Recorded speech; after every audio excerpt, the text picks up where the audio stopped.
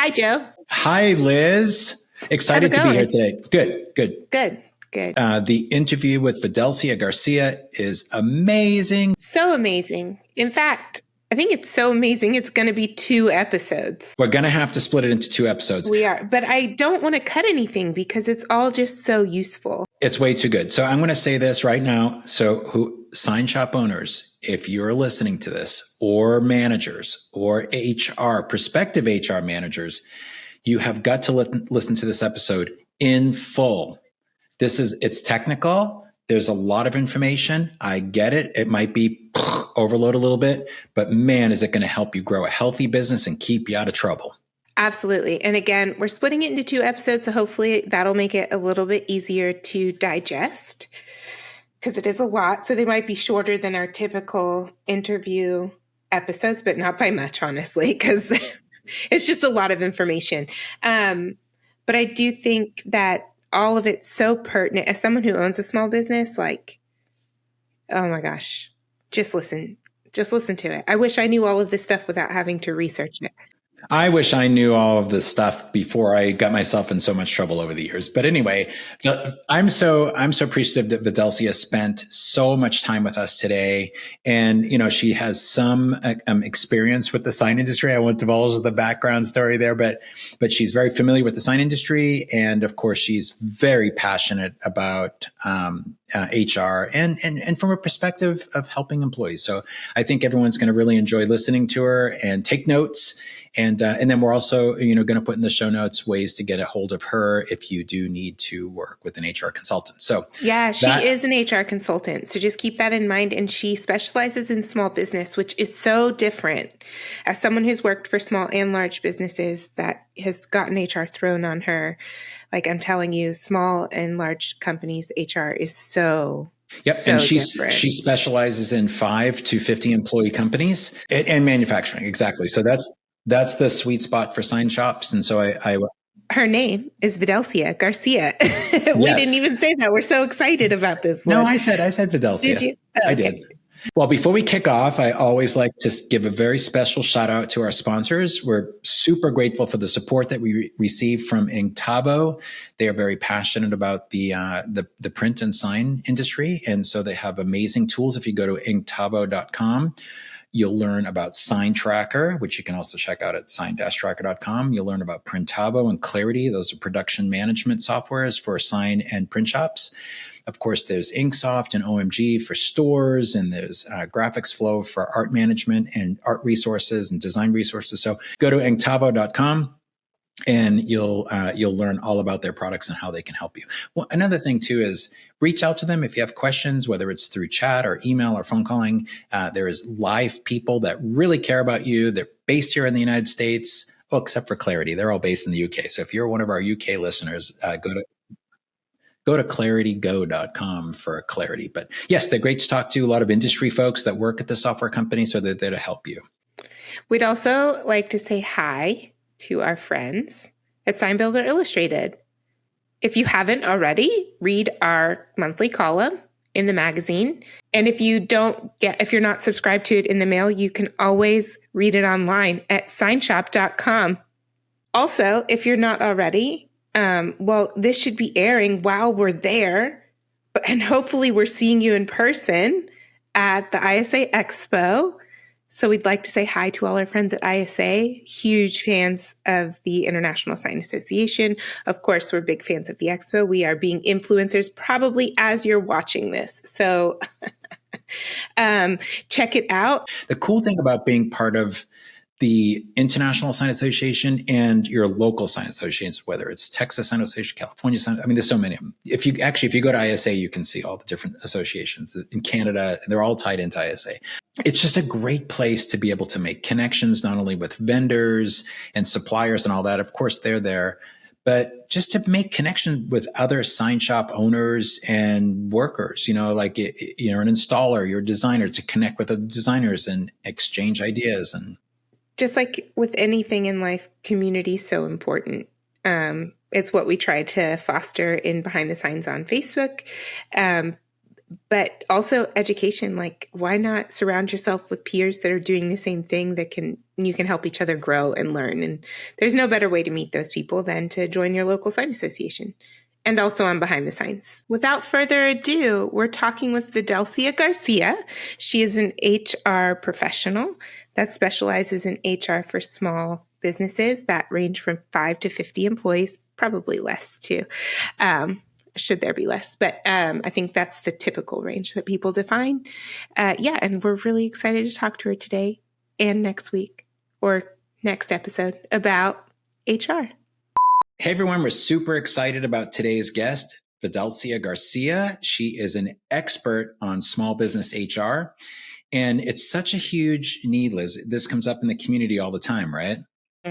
Yeah, I do want to say, like, our past few episodes have been such nerd level business owner episodes. It brings me such joy because it's just the things that most people don't necessarily want to talk about, but desperately need to know at the same time. So this is really exciting. This HR questions come up a lot.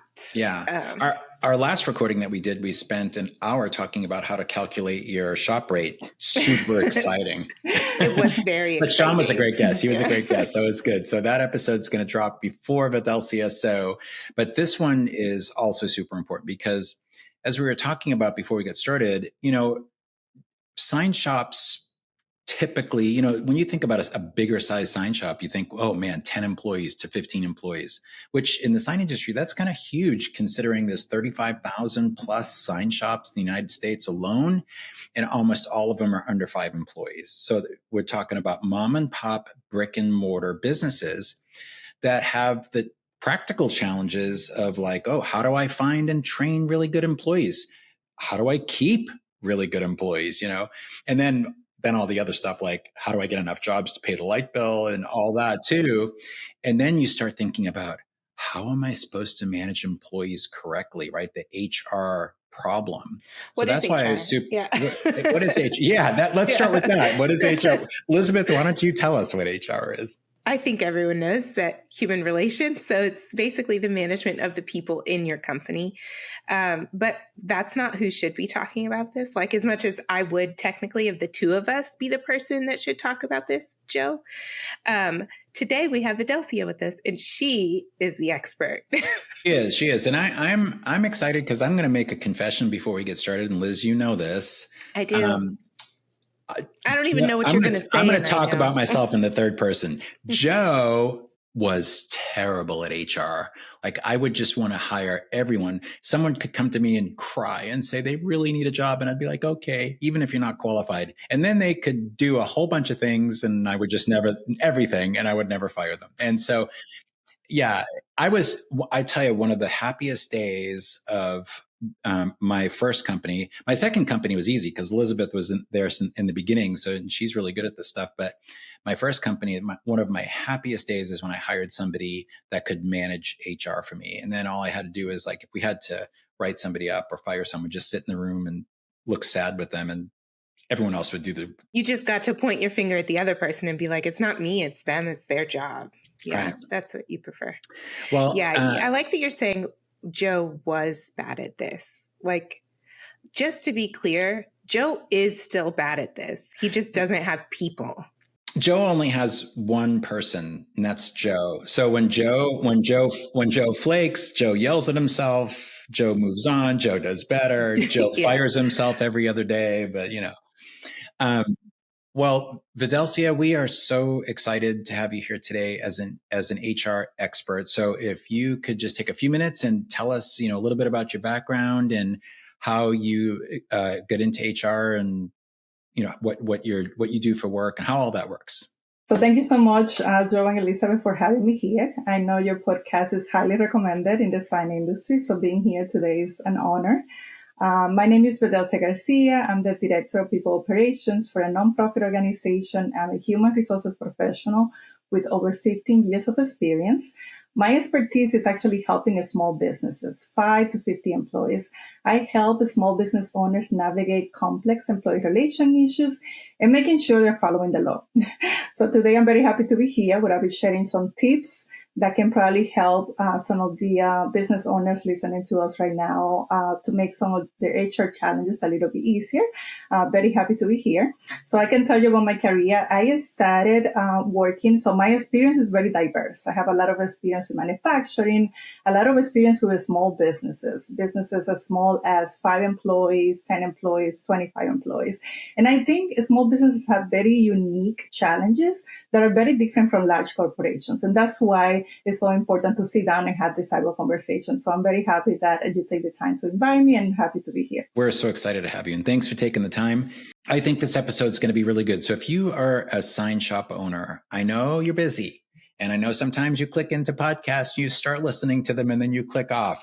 This is one that you should not do that. I'm just telling you right now, listen to this podcast episode. One of the ones you should listen through, and it may be 2. We'll see how it goes. But this is definitely one we're not going to spare, any answer. We're just going to give as much as we can. I, like you, Vedelcia, my background's accounting, but I specialized in small businesses. And as I'm sure you know, when it's a really small business, a lot of times HR gets thrown onto the accountant. So somehow I got a very fast track crash course in HR and have been kind of that designated HR person at many different types of companies, some, as small as 3 and some as large as 400. So it's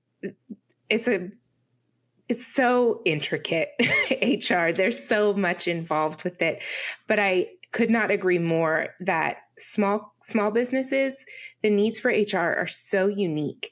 The questions are really unique, and especially when you're in like this, under 10 employees is really legally that area where it's gray, because you're not legally required to have a lot of the same things that over 10 employees have.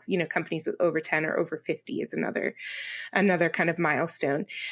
But you still maybe should have some of those things in place. So we're going to kind of talk through, a few of the things. So I think my first question that a lot of people come across as a small business is let's assume you do have policies in place and you're running your small business at a large corporation, or even a medium-sized business. There's an HR department. Like, Dad, when you had the HR person, if someone at SignTech had an HR complaint, they went to the HR person, right? But what happens when it's the owner that is HR and, another role or that they're playing they're wearing all the hats? How, as a small business owner, how do you field HR complaints? So this is a great question because a lot of small business owners are in this position. So I feel like even if you are a small business owner and you don't have an actual HR, you had to assign someone who is there to be able to receive complaints, to be able to manage employees. It can be, if you are the business owner and you don't feel comfortable doing this job, I get it. You can assign a manager, someone with more experience dealing with these issues, so the employees can go to this person and have someone to talk to. But you don't want to leave the employees just trying to guess, like, who should they go to when they have an issue, or who should be the person reporting things like harassment or discrimination, or maybe they have an issue with their manager and they're not sure who to talk to. They have to be clear of who is the person to go to, even if this person is not the business owner. There should always be someone for them to go to. If the business owner doesn't feel comfortable doing that, they should assign someone to do it. If there's nobody in the business that is ready to do that job, they can get someone from outside, like an outside consultant who can actually provide those services. But there should always be someone assigned to be able to support the team and be able to provide help and guidance to the employees. Interesting. So there are outside companies, like consultant companies, that provide those services, I'd imagine for a fee, but a consultancy fee rather than an employee level Exactly. So something that sometimes business owners think is that bringing HR to the organization, they had to get a full-time person just to work for them all the time. And that's not the case. There's a lot of HR professionals out there that you can contact and just work on a contract basis. You can contact them and have them available to talk to their employees, to resolve different issues, to provide advice. And that's something very easy to find. So you can go ahead and get that if you don't have a lot of work to get, let's say, get an HR professional to work full-time or part-time. You can definitely get a contract person who is going to work with you based on the type of work that you have available. And that way you can keep the cost low and not having the need to have someone full-time just to dedicate it to HR. Amazing. Man, I wish I knew that was an option. I know. I did know that was an option. I wish I would have gone with that option. Especially for just like documenting everything, right? That's the big thing. And man, and as an owner, you're already sweating bullets when someone's standing in front of your desk complaining about this and that. And it's like, oh my gosh, where do I document this or what do I do? And that would be a great option. Like onboarding, which I know we're going to get into, but the documents required, it's like having a professional that knows how to handle that and know what you need. That's a great option. But actually that kind of leads me into my next question. And I think I don't know how common this is in other industries, although I feel like for some other small businesses I worked for, it was still very common. It's kind of helping business owners understand the difference between a contract or 1099 employee versus a W-2 employee. And what are the requirements surrounding those two types of employment? So first, I wanted to clarify that there's no such thing as a contract employee. The right term is an independent contractor. An independent contractor is not an employee, so we're going to use this term independent contractor instead. So basically, an independent contractor is someone who's working for your organization based on a task. You have a task, and this person is going to take care of that task. You don't have a commitment. This type of work arrangement is very popular with small businesses for different reasons. One of them is taxes. When you have a independent contractor, you are not responsible to pay taxes. You don't have to pay employer taxes. So this person, the contractor, is responsible for paying the taxes. Also, another reason is the flexibility. When you have a business that has a low or high season, having contractors give you the flexibility of bringing contractors to your business when business is high and then terminating that relationship when business is low. No commitment at all. And the other reason is benefits. When you have an independent contractor, you're not required to provide benefits like medical, dental, or vision. And you're not even required to provide things like unemployment insurance, workers' compensation, or disability insurance. So that can be very attractive to many small business owners because the opposite from a regular employee. For employees, you do have to pay taxes, you have a commitment with that employee, and also you are responsible to provide benefits. So a lot of business owners think like, oh, maybe getting a contractor can be a good idea, but this can be very tricky because mislabeling an employee for a contractor is one of the most common and costly mistakes business owners make. If you have a contractor, you have to understand that this person is working on a project. You are not managing the person. So you are not allowed to tell the person how many hours they're going to be working, what time they have to start working, what time they finish working, how they're going to accomplish that task. You're providing a task and that's it. And then you're responsible for looking at the end result, but not really having any idea what happened in between or how the job is going to get done. At the same time, you cannot tell this person where they're going to work. If this person decides that they want to kind of work from home, be remote, and they're able to do so, the person has the right to do so as well, because this is not an employee. You only have control of the assignment and the end result. You don't have control of the actual project or how the project is going to be done.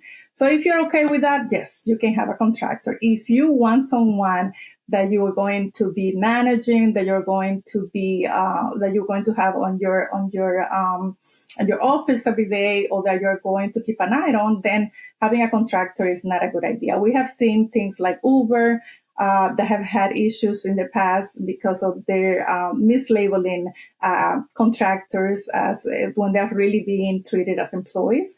One way to see the contractors is, for example, you call the water company because you have a leak in your shop. And the water company is going to send someone to your shop to check on the leak. And this person, they're going to give you a time frame. They're not going to give you the time the person is going to show up. There's just a time frame so you can open the door, right? The person is going to come in. You're going to show the person where the leak is happening, but that's it. You're not going to tell the person the tools they're going to be using. You're not going to tell this person how they're going to fix the leak. And you're not going to monitor how long the person is going to take fixing the leak. And that's exactly what a contractor is. You're bringing someone to take care of a task, and that's all. So if you're okay with that, yes, you can bring a contractor, but you have to be very careful of mislabeling employees for contractors. Like if you were doing a sign design and you had one project that you're sending out to a designer to do the one project, you can tell them, I need it done by this date, but you can't tell them when to work on it or how to work on it. You can tell them what your expectations are for that one project.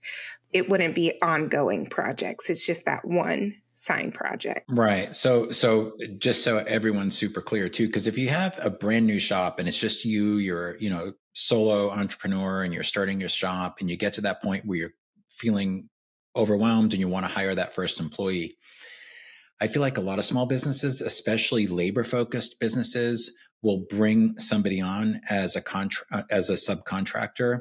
But they don't quite follow the parameters, right? So if you're making a sign and you're shipping it out to an installer and it needs to be installed by Friday, that's a task and that's okay. And then they're a 1099 contractor. But if you're overwhelmed and you're feeling like you need to bring a designer on board and you say, hey, look, we're really small. I really can't afford to pay benefits or anything like that right now. I'm going to bring you in as a contractor, but you need to be here every morning at 9:00 in the morning and work till 5.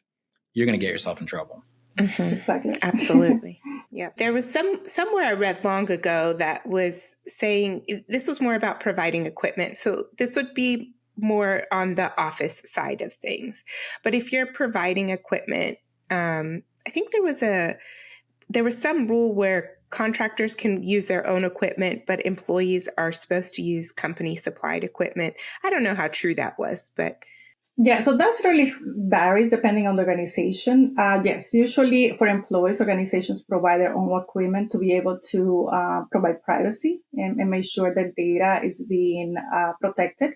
And then contractors have the right to use their own equipment. But you can also ask contractors to use your own equipment. If you have, for example, a specialized software that they don't have access to, then at that point you should be providing that to the contractor if they need it for work. But other than that, mostly contractors use their own equipment. And for employees, due to the privacy concerns, they should usually use the company equipment. Great. So it's less of a legal requirement and more of a security suggestion. Yeah. So I think this kind of transitions really well into the next question. And, we actually just had a conversation a couple weeks ago with a bunch of folks from the International Sign Association about trying to attract new talent and young people to the industry, right? It seems to be a big problem in the sign industry. You have a lot of shops that are multi-generational. And so, the kids will take over the dad shop and the granddad shop and that sort of thing. But, getting young people excited about the sign industry in particular, it's not that easy because there's very few, there's a few, I shouldn't say there's none, but you can't show up at community college one day and say, hey, I want to major in, sign manufacturing. So what are some of the ways that you feel, companies like small brick and mortar companies, sign industry, sign companies in particular, can go out and creatively find employees? Like, what are some suggestions you might have to find qualified employees? So, yeah, like you mentioned, recruitment is very, very challenging nowadays. People are not just looking for a job and a paycheck. They're looking for other things. They're looking for benefits. And benefits for small businesses are extremely expensive. To find quality benefits and affordable benefits is very difficult.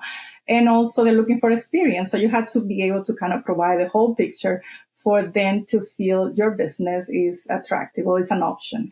One of the things that I would highly recommend to shop owners is to build relationships. I know that most of the recruitment process happens online nowadays, but relationships is still very important. So start building relationships with community colleges, relationship with different schools that are preparing this new generation of designers. So make sure you keep a strong relationship with them. You can reach out to the teachers. You can find out if they have job fairs and kind of participate in those type of activities to create a relationship and kind of become part of the community. And I'm sure that way you'll be able to find a lot of candidates. Another way is also online.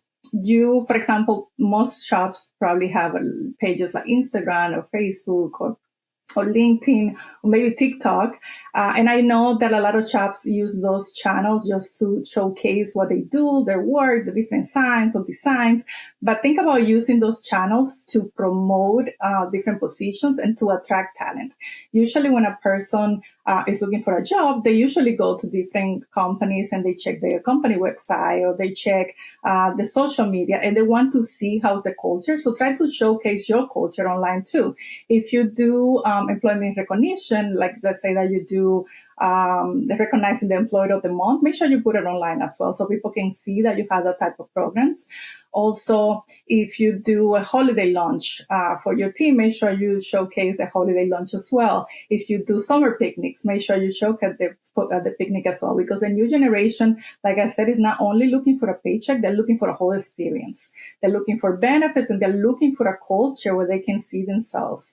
And that can make the difference between a job a job offer from another sign shop that has no information about the culture and your sign shop that is actually showcasing the different activities they do with employees. That can definitely make a difference on the type of talent they're going to attract and the choice the people who are looking for jobs are going to make just based on that information. I love that suggestion, actually.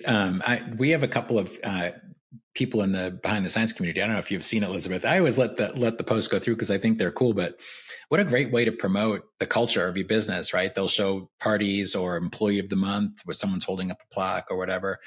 So that's great. That's great. Celebrate your culture and make it public.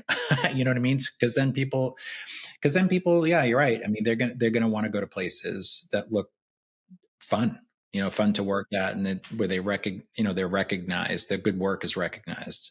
Yeah. I mean, we, as a small business, have done a lot of that on social media, and I can confirm it works so well. We get people emailing us, I want to say daily, but I'll say weekly, but it's multiple every week, asking if we're hiring or if we have internships open, because we're constantly promoting our culture online. Our culture is very strong here. So that's how it's gotten so strong, right? Like that, just we're constantly on social media. We also do awards. I know we're going to talk about that a little bit later. Our awards do not come with plaques, but they do come with some fun prizes. Keep your award. Show me the cash. Yeah. It's one of the choices. It's always one of the choices. Yeah. So, that is great. And also, kind of to your point, Vedelcia, here in Austin, like our community college program, they require students to have internships at a certain point in their degree. And also some require apprenticeships. So, if you have that relationship with the college or with those instructors, then they can always recommend your company. Yeah. And if you don't live near a community college, because, I think we talked about this at one episode last year. There was a local sign shop here, and it actually ended up being in the Austin Business Journal. That's how I know about it. But it was a sign shop they were having like an open house day for high school kids to come in for a day to help build signs and all that. And they ended up getting a couple of really good kids out of that became employees. So yeah, especially now because there are a lot of technical high schools. Talking about employees, Chris is the on the creative team at Inktovo. Chris, you're amazing. Chris Sabala is our editor and producer of the Behind the Signs podcast. Chris, you're amazing. Keep this in the video. All right. Since we're focusing on great employees. So I think that that's actually a great segue into the next part of this question, which is you found some great candidates, wherever you went to find them, let's talk about onboarding. Bum, bum, bum. It's always very complicated. I think it can be a little daunting to some people. For us, I'm not sure we did this in the right order, but we should had a employee handbook prior to an employee. So let's talk first about employee handbooks. Those seem overwhelming to a lot of people because they don't know what's supposed to be in them. So if you strip out, for us, ours is really culture defining in our employee handbook. But we also have a lot of required onboarding type documents in that handbook. So I think for everyone listening today, Vedelcia, could you help us understand what are the bare minimum things a company should have in their employee handbook? Yeah, so this is a great piece of part of what the organization is going to look like. Like Liz mentioned, not a lot of people think about creating the employee handbook just when they have one employee. But this is good because when you take care of the employee handbook, you're creating a foundation of how the organization is going to look like. Yes, you can do the employee handbook when you have 10, 20, 50 employees. That's okay. I have done employee handbook for an organization that was open for 50 years with 120 employees. The first employee handbook after 50 years. So it's okay. Wow. Hey, it was on the things to do list for a long time. Yeah, that's exactly what they told me. And it's fine. At least you've reached the point when you see and you recognize the need for an employee handbook. So regardless of where you are, you can put together an employee handbook. Don't feel bad. It's okay. There are people that have been doing worse. So then what should you include in the employee handbook? So first you have to think about the policies. You can have a policy related to harassment. What is the company stand when it comes to harassment, and what is the procedure if you need to make a harassment complaint? Also anti-discrimination policies as well. Then we're going to move to expectations. What is your policy when it comes to attendance? What is your policy when it comes to dress code? What is your policy when it comes to how you behave at work? So those are part of the expectations. Then we go to the benefits. You want to also detail some of the benefits that you offer, when the benefits are available, and what happens after termination with those benefits as well. And then you can also add information about your culture, like the different things that you do for the employees, how you value the employees, how the organization feels about the employees as well. So that's a very simple, and I believe it's a very complete overview of what an employee handbook should look like. There are definitely a lot of larger and more complex employee handbooks, but if you're going to create one, that's enough information to be able to begin. And then as you grow and see the need for all the policies to be added, you can do so as well. So an employee handbook should be a live document. It's not a document that you create to date and then you forget about it. It should be a document that you at least review once a year, and then you keep making changes and adding as you need to. Are there resources? Because where do you start? Just open up a blank Microsoft Word document or a Google Doc and just start typing one out. What do you recommend for a small shop, sign shop to go and at least get some kind of a... So if you have an employee system, like an IRS system, something like ADP or Paychecks or any type of HRIS system, they usually have already employee handbooks that are already built, and you can just download and customize it to your needs. There's also employee handbooks online that are available. I just want you to be mindful that when you go online, you're going to find a lot of information, and not all the information is reliable. So make sure that if you go online to download an employee handbook, you're downloading the employee handbook from a reliable source. Maybe the Society for Human Resources can be a good source, or one of those companies like Paychecks or ADP. You can download it and customize it to your needs. That's the easiest, probably most affordable way to do an employee handbook. If you want something more complex and customized to your business, then you can reach out to an HR professional. And that's one of the projects that an HR professional can help you do and put together as a contract outsource project. I think that would be worth the investment to make sure it's done right, just because of the liability. Yeah, exactly. Who didn't do it that way, I think it's worth the investment. And maybe I wonder if does the SBA have resources for that too? I'm sure they do. We'll look into that. And if they do, we'll link it in the notes below. That's a really good question. I'm a little fortunate that I have an attorney for a mother, so she did review a lot of my documents when building the handbook. Another thing that we have in ours is just an NDA. That's more for internal processes that we don't want disclosed to other companies should someone leave. Okay, I was going to say that NDA is a common one, but there's a lot of changes happening around the country in different states banning NDA. So yeah, it's okay to have one, but you have to be mindful of how the law is changing and what is being allowed and what not to be part of the NDA. Mm-hmm. Again, very fortunate that I have an attorney for a mother. So that's something an HR professional can help with. That's what I was going to say. Again, it's well worth spending the money for an HR consultant for I think this part of it is super important because then we start getting into liability, right? And I think that kind of segues into the next. Well, before we get there, I want to ask, outside of an employee handbook, what other documents should you be looking at when you're onboarding an employee? So when you're doing onboarding, you have to do the I-9 form, which is the verification of documents. Some states require it to do that, the I-9 form. Some others is just a thing that you can do. I always suggest doing it, even if your state doesn't require it. That way you can have your business set up for success. Also, you had to provide W4 and W2 forms. Those are taxes to collect tax information for the employees. You also had to provide a form to give direct deposit information. Most organizations only do direct deposits nowadays, so I would suggest to do that as well. I always say that when you have to collect information for an employee, you have to do it on day one. If you let day one pass, it's going to be very difficult to collect the information. So the first day they do everything for you and they will give you anything you need and they will do whatever you want. But then after that, things get a little more complicated. So you have to make sure you collect everything on day one. So those are the documents I suggest. Also the offer letter, of course. You have to make sure you provide an offer letter, not only indicating what you're doing for the employee, like the rate and also how many hours the person is going to work, but also expectations. What is the schedule?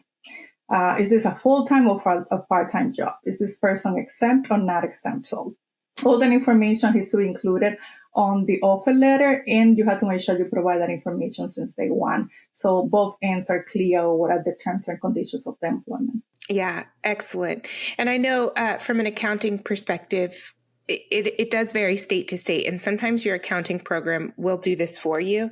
But the other things that you need to keep in mind is you have to report that employee to the state that you hired them in. So for us, it's state of Texas. So we have to report to the state of Texas that we've hired someone. That's both to the unemployment system and to the state comptroller.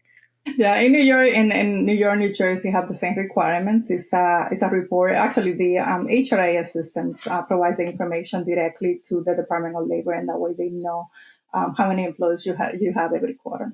Mm-hmm. Yeah. So I think QuickBooks also does take care of some of it, depending on what level of QuickBooks you use, because they kind of do a basic level that's not like it's not ADP. Is it ADP? Right? Paychecks is the other one. It's not quite that level, but they do have higher tiers where the payroll tiers where it gets to that level and they report things for you, which is also, side note, worth the money. Just throwing it out there. I also think, well, in the sign industry especially, it's really important that you install a tracking chip in all your employees. Definitely. Yeah. You can just do it easily. It's an AirTag. You just sew it in. My HR mind is like, wait a minute. You must wear this AirTag.